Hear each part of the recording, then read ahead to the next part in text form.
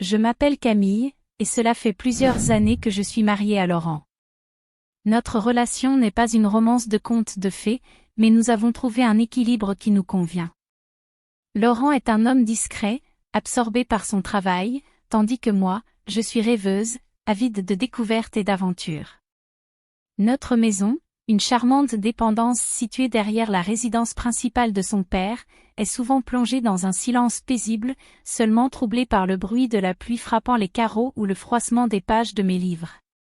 Son père, Étienne, est un homme d'un certain âge, veuf depuis plusieurs années. Malgré son âge avancé, il conserve un charme indéniable. Toujours élégant, vêtu de costumes impeccables, ses cheveux argentés soigneusement coiffés en arrière, il incarne cette classe intemporelle que l'on croise rarement de nos jours. Je ne peux ignorer les visites fréquentes de jeunes femmes dans sa maison principale. Étienne ne cherche pas à cacher son goût pour la compagnie féminine, et bien que cela puisse paraître surprenant, j'admire sa manière de continuer à profiter de la vie avec une légèreté que beaucoup perdent en vieillissant. Un soir, alors que je préparais le dîner, Laurent rentra plus tôt que d'habitude, le visage marqué par une excitation contenue. Il m'annonça qu'il avait été choisi pour représenter son entreprise lors d'un congrès à Bordeaux. Un événement prestigieux où il pourrait élargir son réseau et faire avancer sa carrière. Mais ce voyage impliquait 3 jours loin de chez nous. Il était partagé entre la fierté de cette opportunité et une certaine réticence à me laisser seule. Le matin de son départ, je me levai tôt pour lui préparer un café et l'aider avec ses affaires. Sur le trajet de l'aéroport, il me tenait la main par intermittence, comme pour me rassurer. Lorsqu'il franchit la porte d'embarquement, je ressentis un vide étrange. Nous ne nous étions jamais séparés aussi longtemps. De retour chez moi, le silence me parut pesant, plus lourd que d'ordinaire. Les premières heures passèrent lentement. J'essayais de me distraire, mais mon regard revenait sans cesse à mon téléphone. Pas de message. Pas d'appel. Lui qui d'habitude me tenait informé du moindre détail de son quotidien me laissait maintenant dans un silence angoissant. Lorsqu'enfin il envoya un message, ce fut court, presque mécanique, tout va bien. Beaucoup de travail. Je tentais de ne pas trop y penser. Pour me changer les idées, je décidai de préparer un dîner pour Étienne, un geste simple pour briser la solitude qui nous entourait tous les deux. Lorsque je toquai à sa porte avec un plat encore chaud, il m'accueillit avec son sourire habituel et m'invita à entrer. Nous dînâmes ensemble, dans une ambiance étonnamment agréable. Il était un excellent conteur, ponctuant ses récits d'anecdotes sur son passé, sur les femmes qu'il avait aimées, sur les folies de sa jeunesse. Pendant quelques instants, j'oubliai mon malaise face au mutisme de Laurent. Étienne, avec son charisme naturel, parvenait à me faire sourire. Le lendemain matin, alors que je profitais des derniers instants de sommeil, un bruit insistant me réveilla. Des coups frappaient contre ma porte. Un peu désorienté, je me levai et ouvris la porte sans réfléchir, pour tomber nez à nez avec Étienne. Il tenait un sac rempli de viennoiseries et une thermos de café. Ce n'est qu'en croisant son regard que je réalisai mon erreur, j'étais encore en nuisette, une pièce légère en satin qui ne cachait pas grand-chose. Il me regarda, surpris, et détourna aussitôt les yeux, visiblement gêné. Mon visage s'empourpra, bredouillant une excuse, je refermai la porte à la hâte. Mon cœur battait à tout rompre. Pourquoi étais-je si troublée? Ce n'était qu'une maladresse, rien de plus. Je revêtis un short et un pull ample avant de le laisser entrer. Il tenta de détendre l'atmosphère en plaisantant sur la fraîcheur du matin, mais je pouvais sentir une tension flottant dans l'air. Nous prîmes notre petit déjeuner ensemble, et bien que la gêne s'efface progressivement, je ne pouvais chasser de mon esprit la manière dont son regard avait brièvement effleuré mon corps avant qu'il ne se détourne. Les jours passèrent, et la distance de Laurent se fit plus évidente. Ses messages étaient de plus en plus rares, et lorsque je parvenais enfin à lui parler, il semblait toujours pressé, détaché. Puis, un matin, un appel. Sa voix était tendue lorsqu'il annonça que son séjour serait prolongé pour des raisons professionnelles. Je devais comprendre, bien sûr. Mais quelque chose dans sa voix sonnait faux. Le doute s'insinua en moi. Un pressentiment que je n'osais nommer. Ce soir-là, je retournai chez Étienne, cette fois avec une bouteille de vin. J'avais besoin de parler, de me sentir moins seule.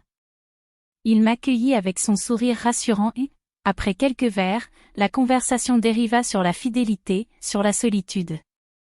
Sur ce que l'on perd en vieillissant, et ce que l'on redécouvre parfois dans l'inattendu. Un silence s'installa. Nos regards se croisèrent. Et dans ce moment suspendu, quelque chose changea. La nuit était tombée sur la maison, enveloppant la petite cour d'une obscurité rassurante. Le silence n'était brisé que par le souffle du vent qui agitait doucement les rideaux de ma chambre. Pourtant, je ne trouvais pas le sommeil. Les mots de Laurent résonnaient encore en moi, accompagnés d'un sentiment oppressant de malaise. J'étais seule. Non pas seulement physiquement, mais aussi émotionnellement. Quelque chose dans notre relation avait changé, et je ne pouvais plus ignorer cette évidence. Dans la pénombre, mon esprit vagabondait. Je revoyais le regard d'Étienne, sa manière d'être attentif à moi, ses sourires teintés d'une douceur qui m'avait manqué ces derniers temps. Cette complicité nouvelle entre nous me troublait plus que je ne voulais l'admettre. L'image de ce matin me revint en mémoire. Son regard, furtif mais intense, lorsque je m'étais présentée en nuisette devant lui. Son hésitation avant de détourner les yeux. Un frisson parcourut ma peau. Je me redressai dans mon lit, incapable de rester en place. L'angoisse et l'excitation s'entremêlaient en moi dans une étrange danse. Mon esprit refusait de s'apaiser. Finalement, après un long moment d'hésitation, je me levai. Une idée, aussi insensée que dangereuse, s'était installée dans mon esprit. J'avais besoin de réponses. J'avais besoin de comprendre ce que je ressentais. Je sortis discrètement, traversant la cour à pas feutrés jusqu'à la maison principale. La porte d'entrée était entr'ouverte, comme si elle m'attendait. Mon cœur battait fort lorsque j'entrai. L'intérieur était plongé dans une semi-pénombre. Je progressai lentement dans le couloir, et soudain, j'entendis un son. Une musique douce, un murmure étouffé. Je m'arrêtai devant la porte entrebâillée d'une pièce que je n'avais jamais osé explorer. Lentement, presque inconsciemment, je poussai la porte. La scène qui s'offrit à moi me coupa le souffle. Étienne était là, assis sur le bord du lit, fixant un écran qui diffusait des images chargées d'une sensualité troublante. L'éclat de la lumière projetait des ombres sur son visage concentré, absorbé. Il ne m'avait pas entendu entrer. Je restai figée, tiraillée entre l'envie de fuir et une curiosité que je ne comprenais pas moi-même. Mon souffle était court. Une chaleur inconnue montait en moi, incontrôlable. Puis, un bruit. Un simple claquement de porte au loin. Il tourna brusquement la tête et nos regards se croisèrent. Le temps sembla se suspendre. Dans ses yeux, une surprise sincère, un embarras palpable. Il saisit immédiatement la télécommande et éteignit l'écran. Camille, souffla-t-il, la voix légèrement rauque. Je ne trouvais rien à répondre. L'atmosphère était chargée d'une tension presque insoutenable.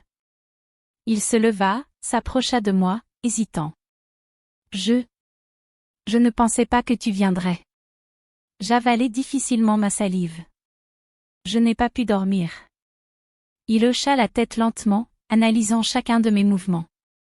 Puis, d'un geste hésitant, il tendit la main et effleura doucement mon poignet. Un simple contact. Mais il fit éclater une tempête en moi. Je frissonnai. Nos regards se sondèrent, et pour la première fois, je vis dans ses yeux quelque chose que je n'avais jamais osé imaginer auparavant. Un désir, brut. Un désir que je reconnaissais, car il était le miroir du mien. Je reculai d'un pas, cherchant de l'air. Je devrais retourner chez moi, murmurai-je. Il hocha la tête, mais ne bougea pas. Je fis volte-face et sortis précipitamment, mon cœur battant la chamade. Je n'avais pas besoin de me retourner pour savoir qu'il me regardait encore. La nuit me sembla plus chaude que d'ordinaire. Les jours qui suivirent furent un tourment silencieux. Chaque battement de mon cœur semblait rythmer le poids des pensées qui m'assaillaient sans répit. Laurent continuait à s'éloigner, ses messages devenaient de plus en plus rares, jusqu'à ne plus être qu'une simple formalité. Je savais, au fond de moi, que quelque chose se tramait. Mais je n'avais pas encore la force d'affronter cette vérité en face. Quant à Étienne, depuis cette nuit où je l'avais surpris, quelque chose entre nous avait changé. Nos conversations semblaient désormais habillées d'une tension invisible. Chaque échange, chaque regard prolongé, portait en lui un sous-texte que ni lui ni moi n'osions formuler. C'était un jeu dangereux. Et pourtant, j'avais commencé à en apprécier chaque instant. Ce matin-là, alors que je préparais mon café, un léger bruit de pas attira mon attention. Je me retournai. Étienne était là, debout sur le seuil de ma porte, un sac en papier dans les mains. Je t'ai apporté du pain frais. Sa voix était calme, mais il y avait quelque chose d'autre. Une hésitation. Une attente. Je lui adressai un sourire et l'invitai à entrer. Il s'installa à table pendant que je préparais nos tasses. Le silence entre nous était chargé d'une tension presque électrique. Lorsque je me retournai pour lui tendre son café, je vis son regard glisser brièvement sur moi. J'avais enfilé une robe légère, fluide, qui effleurait ma peau à chaque mouvement. Peut-être inconsciemment l'avais-je choisie pour voir s'il la remarquerait. Il l'avait remarqué. Je sentis un frisson me parcourir l'échine lorsque son regard se releva pour croiser le mien. « Tu as bien dormi ?» demandai-je, cherchant à briser la tension. Il esquissa un sourire. « Pas vraiment. » Un silence. Nos mains se frôlèrent lorsqu'il attrapa son café. Je ne retirai pas la mienne tout de suite. Il ne bougea pas non plus. La chaleur de sa peau contre la mienne semblait brûler. Puis, lentement, il retira sa main, mais sans rompre notre regard. Mon souffle était plus court. « Tu es trop gentille avec moi, Camille. » « Pourquoi dis-tu ça ?» Il haussa les épaules, son sourire s'adoucit. « Parce que tu es attentionné. Et je ne veux pas abuser de ta gentillesse. » Je pris une gorgée de mon café, comme si cela pouvait apaiser l'incendie qui couvait en moi. Mais ce n'était qu'un début. L'après-midi, je décidai de m'occuper l'esprit. Je sortis faire quelques courses dans le quartier, flânant entre les étals du marché. En passant devant une petite boutique de lingerie, je m'arrêtai devant la vitrine. Un ensemble en dentelle noire attira mon regard. J'avais presque oublié cette sensation. Le frisson d'acheter quelque chose non pas pour une occasion, ni pour plaire à quelqu'un d'autre, mais simplement pour moi. L'envie de me sentir belle. Sans trop réfléchir, j'entrai et l'achetai. Le soir, une brise légère s'infiltrait dans la maison. J'étais en train de plier mon linge lorsqu'un bruit de porte m'annonça une présence. Étienne. Il était là, comme ces derniers jours, presque par habitude. Je le vis jeter un regard rapide sur la dentelle fine posée sur la table. Ses yeux s'attardèrent une fraction de seconde de trop avant qu'il ne détourne le regard, un éclair d'émotion traversant son visage. Je ne dis rien. Je le laissai dans ce silence troublant. Il s'éclaircit la gorge. « Tu vas bien ?» Je hochai la tête. Puis, sans vraiment réfléchir, je m'approchai de lui. Il ne recula pas. Il me regarda, attendant que je fasse un pas de plus. Un jeu silencieux. Un test. Ma main remonta doucement le long de son bras, traçant un frisson invisible sur sa peau. Il ferma brièvement les yeux. Puis, dans un souffle, il murmura. « Camille ?» Son ton était à la fois un avertissement et une supplication. J'aurais pu m'arrêter là. Mais je n'en avais pas envie. J'étais trop loin dans ce jeu pour faire demi-tour. Et lui non plus. Le lendemain matin, j'étais encore perdu dans mes pensées. La nuit avait été agitée, mon esprit tourmenté par des souvenirs et des désirs que je ne pouvais plus ignorer. Chaque détail de la veille repassait en boucle dans ma tête, le regard d'Étienne, le frisson de son bras sous mes doigts, sa manière de prononcer mon prénom avec une retenue vacillante. Mais le plus troublant, C'était moi-même. Je ne pouvais plus nier que j'aimais ce jeu. Je savais que c'était dangereux. Mais je ne voulais pas m'arrêter. En début d'après-midi, alors que je terminais de ranger quelques affaires dans la maison, un bruit sourd me fit sursauter. 3 coups brefs à ma porte. Mon cœur s'accéléra. Je savais qui c'était. J'hésitai une seconde avant d'ouvrir. Là, devant moi, Étienne. Il n'avait pas son sourire habituel. Il paraissait plus sérieux, plus tendu. On doit parler. J'hochai la tête, le laissant rentrer. Il marcha nerveusement dans la pièce, passant une main dans ses cheveux argentés. Camille. Je ne peux plus faire semblant. Son regard plongea dans le mien, et je sus que nous étions arrivés à un point de non-retour. Je fermai la porte derrière moi lentement, sans jamais détourner les yeux. Moi non plus. Un silence électrique s'installa. Puis, d'un seul pas, il réduisit la distance entre nous. Sa main effleura mon bras, son souffle chaud se mêla au mien. « Dis-moi d'arrêter » murmura-t-il. Je ne dis rien. Je levai simplement la main pour toucher son visage, sentant sous mes doigts la chaleur de sa peau. Et en un instant, tout bascula. Son baiser fut d'abord hésitant, comme s'il attendait encore une dernière résistance de ma part. Mais lorsque mes mains glissèrent sur sa nuque et que mes doigts s'agrippèrent à sa chemise, il comprit. Il n'y aurait pas de retour en arrière. La retenue céda sous la vague de désir qui nous consumait. Ses mains trouvèrent mes hanches, m'attirant contre lui avec une ferveur qui trahissait des semaines de tension contenue. Ma robe tomba légèrement sur mon épaule, dévoilant ma peau frissonnante sous ses caresses. Lentement, il traça de ses lèvres un chemin brûlant le long de ma clavicule, son souffle irrégulier témoignait de la lutte qu'il menait encore contre lui-même.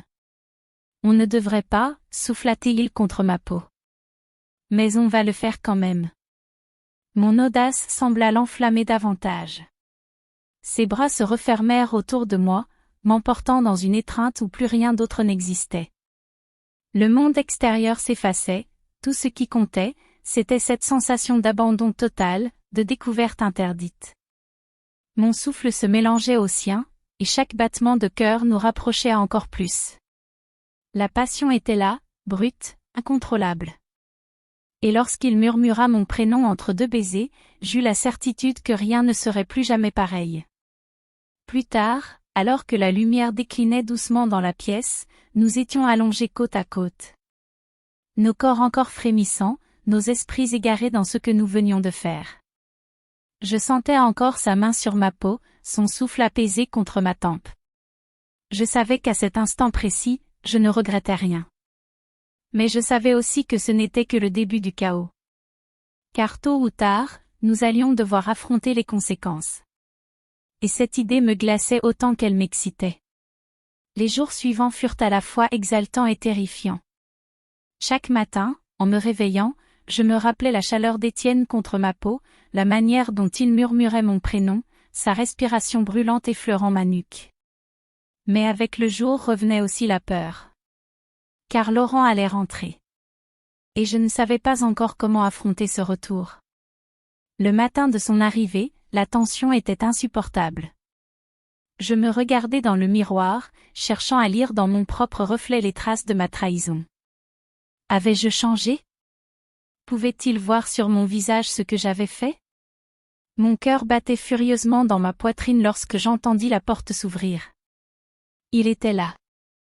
Laurent posa ses valises dans l'entrée et me salua d'un simple baiser sur la joue, comme si nous étions devenus de simples colocataires. Aucune passion, aucun élan d'affection. Et pourtant, il était mon mari. Le voyage s'est bien passé? Demandai-je, d'une voix qui se voulait naturelle. Oui. Fatigant. Il retira sa veste et s'assit sur le canapé en soupirant, fixant son téléphone avec une attention déconcertante. Comme s'il attendait un message. Un message de quelqu'un d'autre. C'est là que je compris. Il ne faisait même plus semblant. Je me mordis la lèvre, le regardant à la dérobée. Le malaise monta en moi comme une vague de froid. Il y avait une étrangeté dans sa posture, une distance que je n'avais jamais autant ressentie. C'est à ce moment-là que mon regard tomba sur son téléphone posé à côté de lui, vibrant légèrement sous une nouvelle notification. Je vis le nom s'afficher. Un prénom féminin. Et un message. J'ai hâte de te revoir. Mon cœur s'arrêta. Je me levai brusquement, mes jambes tremblantes sous le poids de la révélation. Laurent ne réagit pas immédiatement. C'est comme s'il ne se sentait même plus obligé de cacher son secret. J'inspirai profondément. Tu vas me dire la vérité, ou tu veux que je la devine toute seule? Il leva enfin les yeux vers moi, et je vis la panique traverser brièvement son regard avant qu'il ne se referme sur lui-même. Camille, ce n'est pas ce que tu crois. Un rire amer m'échappa. Vraiment? Alors dis-moi ce que c'est. Explique-moi pourquoi une femme que je ne connais pas t'écrit avec un cœur et te dit qu'elle a hâte de te revoir. Il resta silencieux. Le poids du mensonge flottait entre nous comme un poison. Puis, il soupira, passant une main dans ses cheveux. Écoute, je ne voulais pas que tu la prennes comme ça. Mon cœur se serra. Alors c'est vrai. Il ne répondit pas. Et c'était la pire des réponses. Je sortis de la maison en trombe, incapable de supporter sa présence une seconde de plus. Sans réfléchir, mes pas me guidèrent vers la maison d'Étienne. Il ouvrit avant même que je ne frappe, comme s'il avait pressenti ma venue. En voyant mon visage bouleversé, il ne posa aucune question.